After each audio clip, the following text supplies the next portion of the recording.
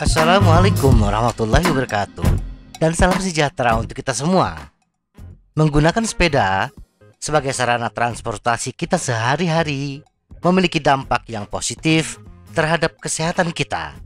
Di samping menghemat biaya transportasi, tetapi bersepeda di tengah kesibukan lalu lintas perkotaan, kita tidak bisa terhindar dari semprotan asap knalpot dari kendaraan bermotor lainnya, khususnya kendaraan yang menggunakan bahan bakar solar.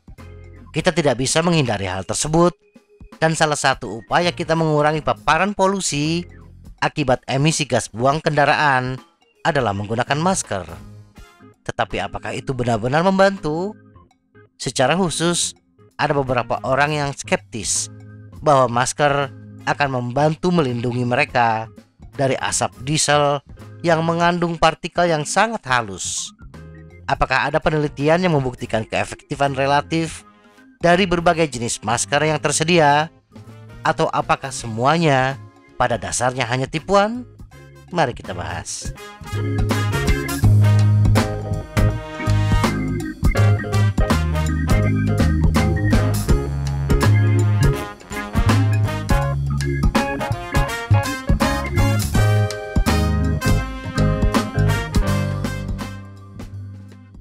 Ada beberapa penelitian terbaru di bidang ini, walaupun hasilnya sedikit tidak meyakinkan.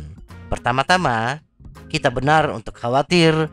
Sebuah penelitian baru-baru ini yang dilakukan oleh tim dari Imperial College London menemukan bahwa bertentangan dengan kepercayaan populer, udara yang dihirup oleh pesepeda mengandung 2 kali lipat tingkat partikel, 80.000 partikel per cm kubik, dibandingkan oleh yang dihirup pengendara lainnya, 40.000 partikel per cm kubik, dan jauh lebih banyak dibandingkan dengan pejalan kaki, 50.000 partikel per cm kubik.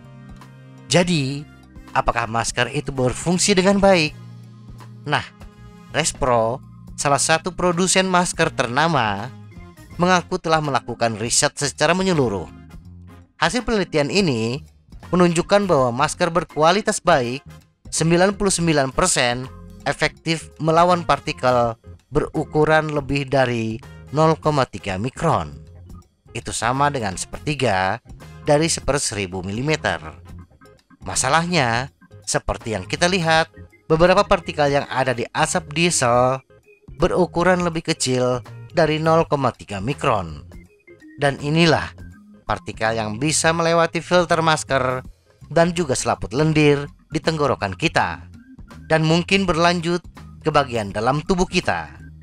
Meskipun ada banyak perdebatan ilmiah tentang berapa banyak kerusakan yang disebabkan oleh paparan polusi tersebut, masuk akal untuk berasumsi bahwa polusi akibat dari gas buang tidak bisa dicegah dengan baik dengan hanya menggunakan masker saja.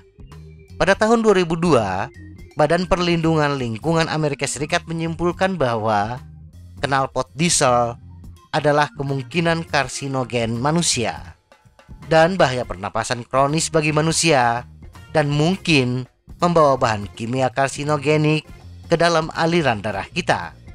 Respro mengakui bahwa penyaringan partikel yang sangat kecil ini, seperti solar, berkurang secara linier. Jadi, semakin kecil partikelnya, semakin sedikit masker yang bisa menghentikannya. Terkait dalam hal tersebut, produsen masker lainnya memiliki model yang lebih mahal dengan filter arang sekunder. Ini diklaim sebagai cara untuk membersihkan sisa partikel nano ini. Jika kita bepergian di kota setiap hari, mungkin ada baiknya menghabiskan uang ekstra dan berinvestasi dengan menggunakan masker jenis ini, yang tentunya memiliki harga yang jauh lebih mahal. Namun, beberapa ahli yang bersifat independen tetap tidak yakin. Mereka meragukan kemampuan masker canggih tersebut untuk sangat efektif melawan partikel seperti solar. Partikel solar sangat kecil untuk dilawan dengan masker yang paling canggih sekalipun. Jadi, agar kita tetap bisa menggunakan sepeda sebagai sarana transportasi sehari-hari, dan terlindung dari jahatnya polutan, menggunakan masker adalah tindakan preventif yang layak kita pilih, setidaknya untuk menyaring partikel yang lebih besar. Adapun untuk menghadapi polusi dari partikel yang lebih kecil, seperti gas buang dari kendaraan berbahan bakar solar, langkah yang dapat kita lakukan adalah memilih rute bersepeda kita yang terbebas dari polutan jenis ini. Partikel solar kebanyakan dihasilkan dari kendaraan jenis bus, truk, dan beberapa mobil yang biasanya berbadan besar. Dan jenis kendaraan ini akan jarang kita temukan di jalan lokal sekunder dan jalan lingkungan, seperti jalan kompleks atau penghubung antar kompleks. Atau kita bisa melakukan perjalanan lebih pagi atau lebih sore dari biasanya, karena biasanya kondisi lalu lintas tidak sepadat ketika jam kantor. Semoga informasi ini bermanfaat. Tetap sehat, salam goes.